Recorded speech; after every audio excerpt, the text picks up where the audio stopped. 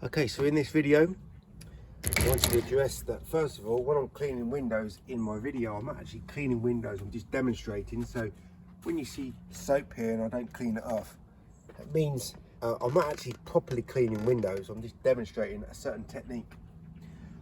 Or I want to put a certain point across. I'm not cleaning the windows as I would do. I'm not wearing my gloves, I'm not wearing my belt system.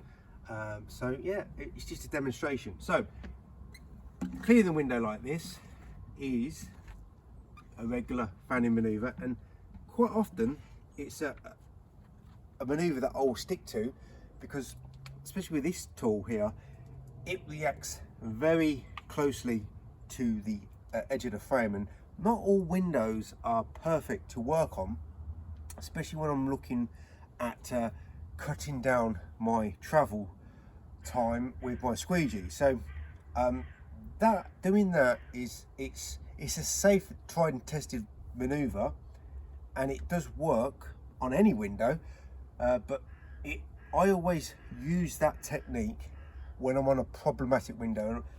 As I said many times in the past, a problematic window normally is to do with the frame. When there's a stud, like a bad contact with the edge, because the frame is a high friction frame or sill, or it's just a judder effect, and it's just not ideal to do anything fancy. So I'm just going to keep things straightforward. I don't want to overcomplicate things, because I'll only overcomplicate things when the right circumstances are in place. So I don't want to be coming up the frame on these problematic windows. I want to be coming down the frame. And the best thing about this is two things. When you're using two hands, you're coming down the frame, so you won't get as much juddering effect, but I'm also capturing my soap solution with my other hand with the washer to prevent any drips going on a window underneath, or on the floor, or on someone's carpet if you're working indoors. So one guy on my last video suggested you should be doing on this sort of window here a technique like this, and I think he was basically saying, why are you not doing that? Well, the reason why I'm not doing that is because that technique I've eradicated from my it's just never ever going to enter in my window cleaning regime anymore. I used to do it 10-12 years ago for a while, but I realized it was not a good time saver. So on a window that will allow me to do a minimum maneuver, that is kind of like a half minimum maneuver, but the travel time length is, let's say you start down here, you come up, you come down, then you turn the squeegee and you go up, and then you come back down. So you're going up, down, up, down. Right, so when it's time, because it's all about being versatile and adaptable, when it's time to break out the minimum maneuver, I will use the right size tool for the right size pane of glass, as well as the right type of technique for the window frame slash pane that I'm working on. Most of the time the problem's at the frame, but sometimes the pane is very friction, giving a lot of friction as well. So the right circumstances will require me to have the high risk, high reward maneuver, which is the minimum maneuver.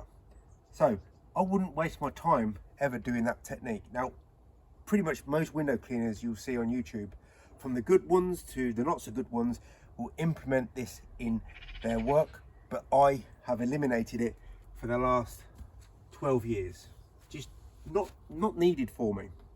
So I'll either do a fanning maneuver coming down the glass, or if it's time to do a minimum maneuver, I will half my travel and time and clean a window like that. Now I need to close out on the bottom here. I can't close out onto the side unless I want to create detailing. I don't want to create detailing, I want to do it tool and technique. So I'm not really want to start here. So there's lots of different variants of this technique. I want to start here, take out that edge, turn the squeegee, go up, round, fix any mistakes on the turn, and come straight back down. And once you practice that thousands and thousands and thousands of times, you won't be getting any lines, any directional change marks, and you will be using two hands, and you will make sure that you can do that minimum maneuver. Now I'm going to be doing like a straight pull here, taking all this solution right off here, and if I'm working indoors, then I'm going to potentially be dripping again on the ground or on the carpet. But good thing is I've got a solution that doesn't drip. It's nice and thick, nice and saturated, good glide, good control. And I don't just have this soap solution because it glides well, it gives me higher control. So if I've got higher control, I'm going to have higher skill rate.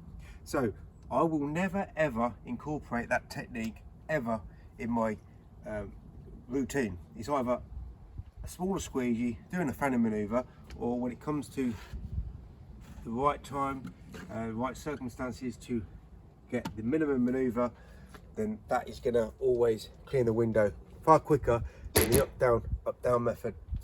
And it's all about being versatile and adaptable and using that technique as and when you can get away with it.